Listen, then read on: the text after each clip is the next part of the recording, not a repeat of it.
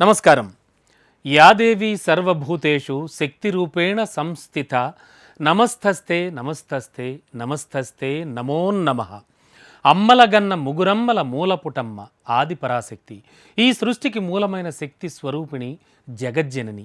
ఈ సృష్టిని కాపాడేందుకు, నమ్ముకున్న భక్తులను అనుగ్రహించేందుకు ఈ భువిపై ఎన్నెన్నో రూపాల్లో వెలిసి తన మహిమల్ని చాటింది.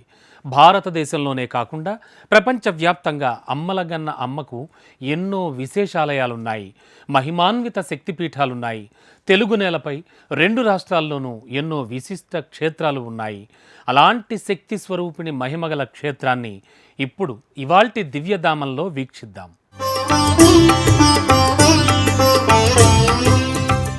ఆంధ్రప్రదేశ్లోని విజయవాడ నగరంలో కృష్ణానది ఒడ్డున ఇంద్రకీలాద్రిపై వెలసిన మహాక్షేత్రం కనకదుర్గమ్మ ఆలయం.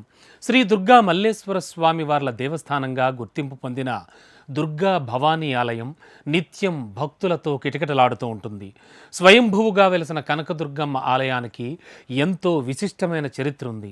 ఇక్కడి ఆలయానికి ఎన్నో ప్రత్యేకతలు ఉన్నాయి. ఈ ఆలయానికి పౌరాణిక చారిత్రక నేపథ్యం కూడా ఉంది. అంతేనా, స్థల పురాణమే కాకుండా స్థానికంగా కూడా అమ్మవారిపై అనేకానేక గాథలు ప్రచారంలో ఉండడం విశేషం.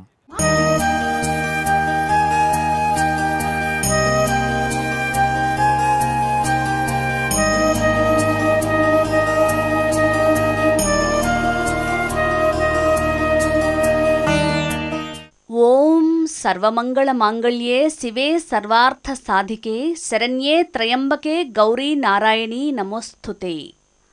సర్వశక్తిమంతమైన అమ్మను శరణు వేడితే భక్తులకు అభయమిస్తుంది, అండగా నిలుస్తుంది. విజయవాడ కనకదుర్గమ్మ ఆలయంలోకి అడుగుపెట్టగానే కనిపించే అద్భుత రూపం చూసి భక్తులు తన్మయత్వంలోకి వెళ్తారు. ఆలయంలో కనకదుర్గమ్మ విగ్రహం సుమారు 4 అడుగుల ఎత్తులో కళ్ళు మిరుమిట్లు గొలిపే ఆభరణాలు, పూలతో అలంకరించి సర్వశక్తిమంతంగా దర్శనమిస్తుంటుంది. అమ్మవారి మూలమూర్తి 8 చేతులతో కనిపిస్తూ ఒక్కో చేతిలో ఒక్కో ఆయుధాన్ని ధరించి ఉంటుంది. త్రిశూలంతో మహిషాసురుని గుండెలో పొడుస్తున్న భంగిమలో అమ్మవారు భక్తులకు ధైర్యమిస్తున్నట్లు కనిపిస్తుంది.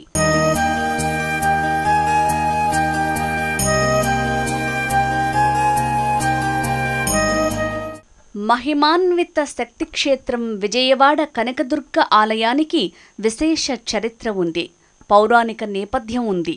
కృతయుగానికి పూర్వం కీలుడు అనే యక్షుడు అమ్మవారిని గురించి తపస్సు చేసి ప్రత్యక్షం చేసుకుని ఆమెను తన హృదయస్థానంలో నిలిచి ఉండమని కోరాడు. అమ్మవారు కీలుని పర్వతంగా నిలబడమని, కృతయుగంలో రాక్షస సంహారం చేసిన తర్వాత తాను ఆ పర్వతం మీద నిలిచి ఉంటానని మాటిచ్చింది.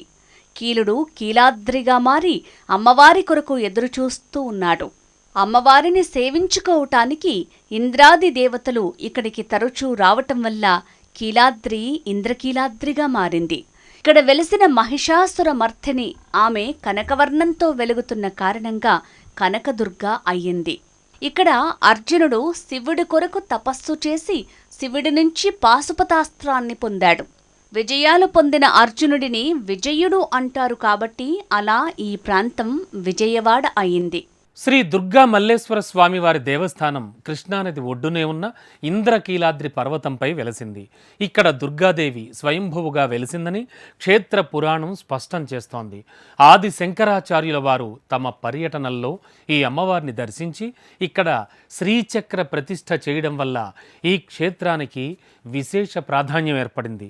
అంతేకాదు, ఆలయానికి విచ్చేసేవారు ఖచ్చితంగా దివ్యానుభూతికి లోనవుతారు. మహిమాన్వితమైన అమ్మ మహిమల్ని భక్తులతో ఎప్పుడో ఒకప్పుడు అనుభవించిన వారే. అంత పవిత్రమైన ఆలయం ఆంధ్రప్రదేశ్లో 2వ అతిపెద్ద దేవాలయంగా ప్రసిద్ధి పొందింది. ఈ ఆలయానికి ప్రతిరోజు వేల మంది దర్శనానికి వస్తూ ఉంటారు.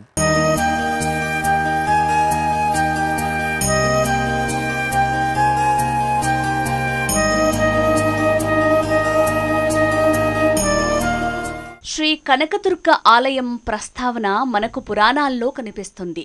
శివలీలలు, శక్తి మహిమలు మొదలైనవి ఆలయ ఆవరణలో అనేక చోట్ల మనం చూడొచ్చు.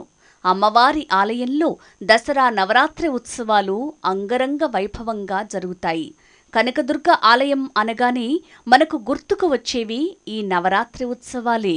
ప్రతిరోజు కనకదుర్గమ్మ 9 అవతారాలతో దర్శనమిస్తుంది. అంతేకాదు, ప్రతిరోజు ఆ రోజుకి తగ్గట్లు విశేష అలంకరణలు ఉంటాయి. ఆ సమయంలో జరిగే ఆ వేడుకల్ని చూసేందుకు 2 కళ్ళు సరిపోవు.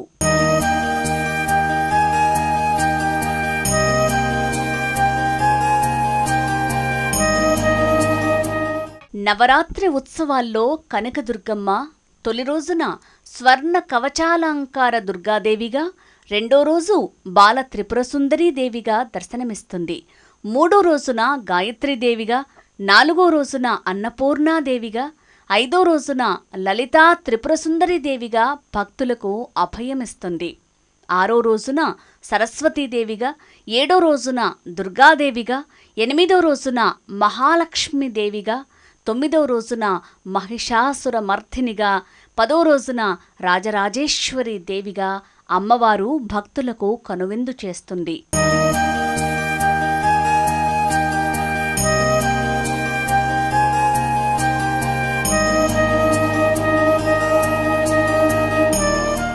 నవరాత్రి ఉత్సవాల్లో జరిగే సరస్వతి అమ్మవారిగా దర్శనమిచ్చే రోజును భక్తులు అమ్మను విశేషంగా పూజిస్తారు. సరస్వతి అమ్మవారి జన్మ నక్షత్రమైన మూలా నక్షత్రం వేళ వేలాది మంది భక్తులు, విద్యార్థులు తరలివస్తారు.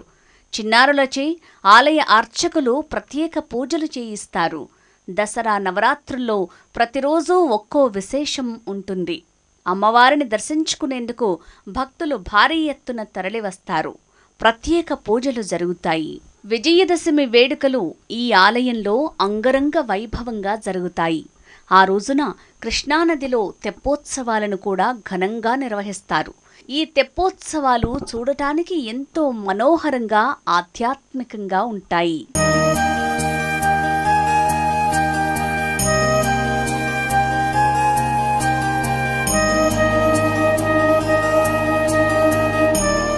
విజయవాడ ఇంద్రకీలాద్రి కనకదుర్గ ఆలయానికి ఎంతో చరిత్ర ఉంది. అయితే ఈ ఆలయ చరిత్ర సమస్తం ఆసక్తిదాయకం. ఆలయ నిర్మాణం గురించి తెలుసుకుంటే ఎన్నెన్నో ఆశ్చర్యకర విషయాలు తెలుస్తాయి. కనకదుర్గమ్మ గుడిని ఎవరు నిర్మించారు? ప్రస్తుతం కనిపిస్తోన్న ఆలయం వరకు ఎన్నిసార్లు ఎన్ని మార్పులు జరిగాయి? ఎవరి కాలంలో ఏ మార్పులు చేశారు అనే విషయాలు తెలుసుకుంటే అమ్మవారి మహిమలు మనకు కళ్లకు కట్టినట్లు సాక్షాత్కరిస్తాయి.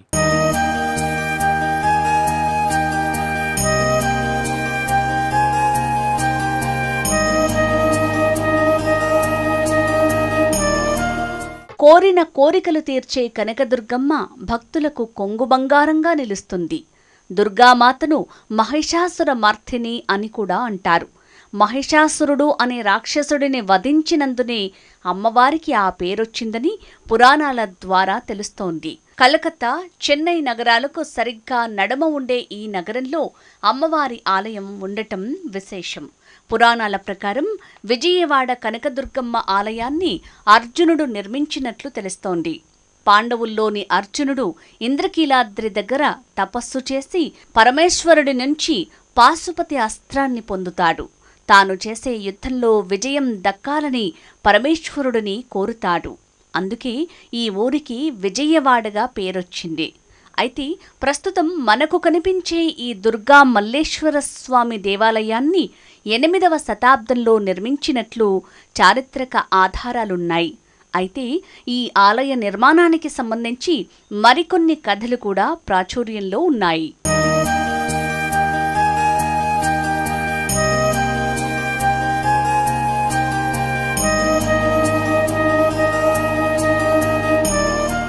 పూర్వకాలంలో విష్ణుకుండిన రాజైన బెజవాడ నగరాన్ని పాలించే మాధవవర్మ రాజు దంపతులకు పుత్రుడు జన్మిస్తాడు. తను కూడా తన తండ్రిలాగా నీతి, నిజాయితీ, ధర్మంగా ఉండటంతో అందరూ తనను ఇష్టపడేవారు. అయితే ఓ రోజు రాకుమారుడు పెంకి గుర్రంతో కూడిన రథంతో బయలుదేరుతాడు. అది చాలా పొగరుబోతు. దీంతో రాజభటులు వీధుల్లో హెచ్చరికలు చేస్తూ పరుగులు తీశారు.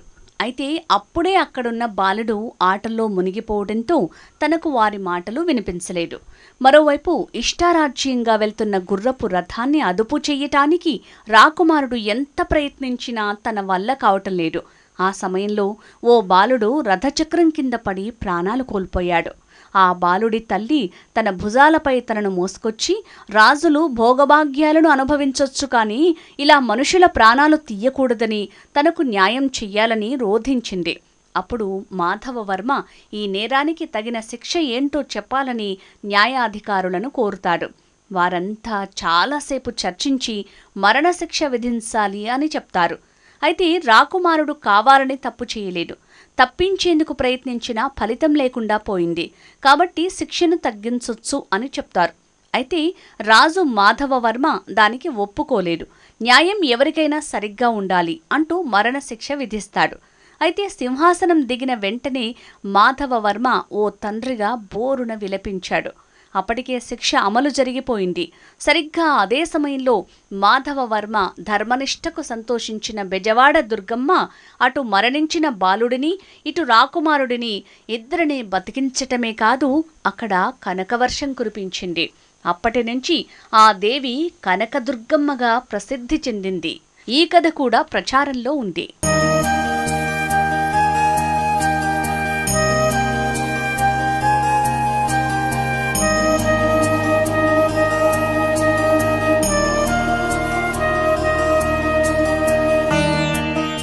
ఇంకో కథనం ప్రకారం శివుడు ఇక్కడ మల్లయుద్ధం చేశాడు.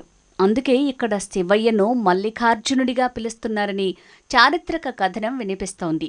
జగద్గురు ఆదిశంకరాచార్యులు జ్యోతిర్లింగం అదృశ్యమవటాన్ని గమనించి అమ్మవారి ఆలయ ఉత్తర భాగాన మల్లికార్జునుడి విగ్రహాన్ని పునఃప్రతిష్ఠించారు. ఇక్కడ మల్లికార్జునుడు కూడా మహిమలు గల దేవుడు. స్వామివారికి నిత్యం ప్రత్యేక పూజలు జరుగుతాయి. మహాశివరాత్రి, కార్తీక మాసంలో ఇక్కడ ప్రత్యేక పూజలు జరుగుతాయి. అంతేకాదు, కోటి దీపోత్సవం కార్యక్రమాన్ని ఎంతో అద్భుతంగా నిర్వహిస్తారు.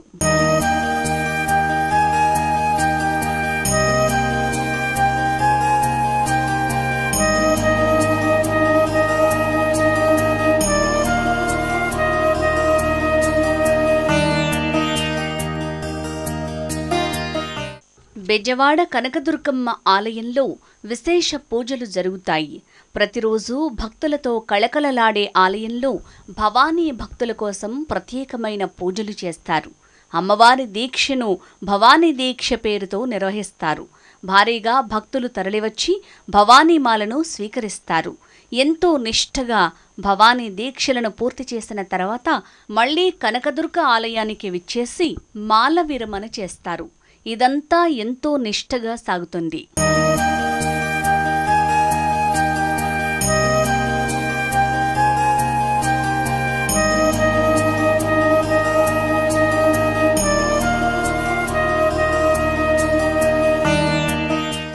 ఓం పద్మప్రియే పద్మిని పద్మహస్తే పద్మాలయే పద్మదలాయతాక్షి విశ్వప్రియే విష్ణు మనోకులే తత్పాద పద్మమ్మయి సన్నిధస్త్వ. విజయవాడ దుర్గమ్మను భక్తులు ప్రతి సందర్భంలోనూ పూజిస్తారు. కష్టమైన సుఖమైన అమ్మతో పంచుకుంటారు.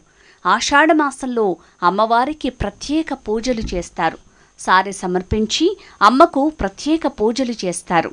అదేవిధంగా అమ్మవారి ఆలయంలో ప్రతి సందర్భంలోనూ విశేష పూజలు కొనసాగుతాయి. ఆషాఢమాసంలో అమ్మవారిని శాకాంబరిగా అలంకరిస్తారు. వివిధ రకాల పళ్ళు పూలతో అమ్మవారిని శాకాంబరిగా అలంకరించి అమ్మకు పూజలు జరుగుతాయి.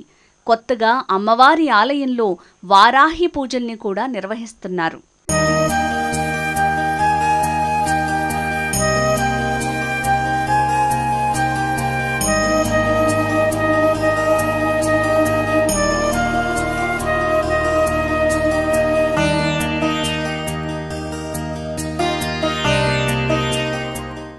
విజయవాడ దుర్గమ్మ ఆలయంలో అనేక ఉపాలయాలు ఉన్నాయి.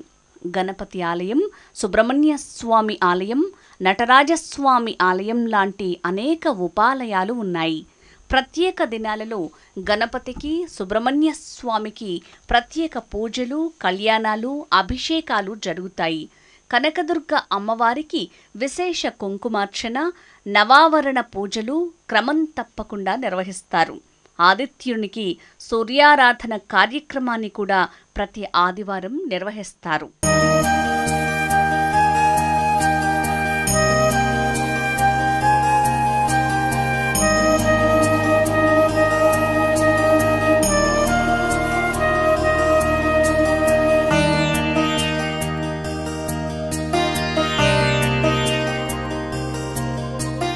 విజయవాడ కనకదుర్గమ్మ ఆలయానికి ఎలా చేరుకోవాలి అంటే, విజయవాడ నగరంలో దిగితే చాలు అమ్మవారి గుడికి వెళ్ళడానికి ఆలయ బస్సులు సిద్ధంగా ఉంటాయి. బస్టాండ్ నుంచి కేవలం 2 కిలోమీటర్ల దూరంలో ఆలయం ఉంటుంది. అమ్మవారి ఆలయానికి అనేక బస్సులు వెళతాయి. అలాగే రైల్వే స్టేషన్ నుంచి కూడా 3 కిలోమీటర్లు మించి దూరం ఉండదు. ఇలా సులభంగా ఆలయానికి చేరుకోవచ్చు. అంతేకాదు ప్రైవేట్ వాహన సదుపాయం కూడా చాలా ఎక్కువగానే ఉంటుంది అమ్మవారి ఆలయానికి చేరుకోవడానికి.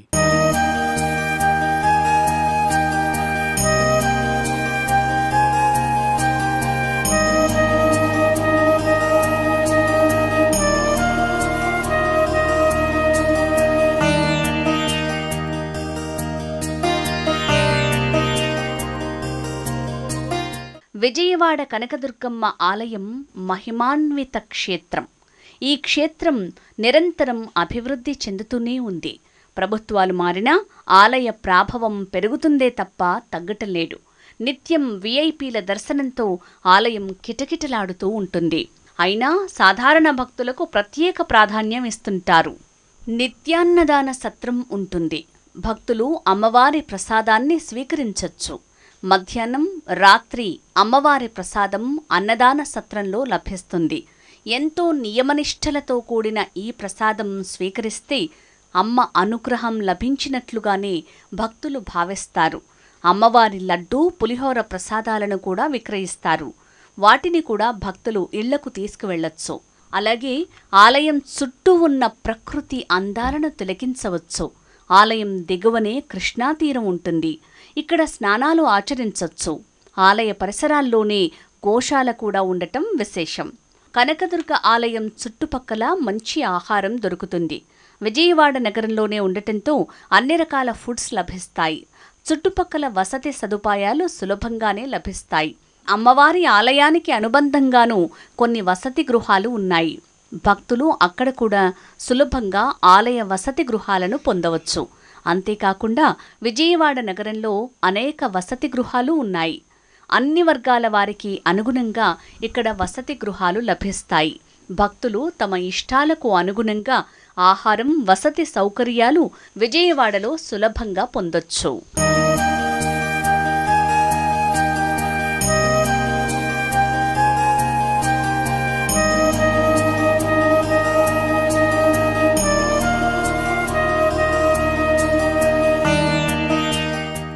చూశారుగా మహిమాన్విత విజయవాడ కనకదుర్గమ్మ వారి ఆలయాన్ని. మరో విశిష్ట ఆలయంతో దివ్యధామం కార్యక్రమంలో మళ్ళీ కలుద్దాం. అంతవరకు సెలవు. నమస్కారం.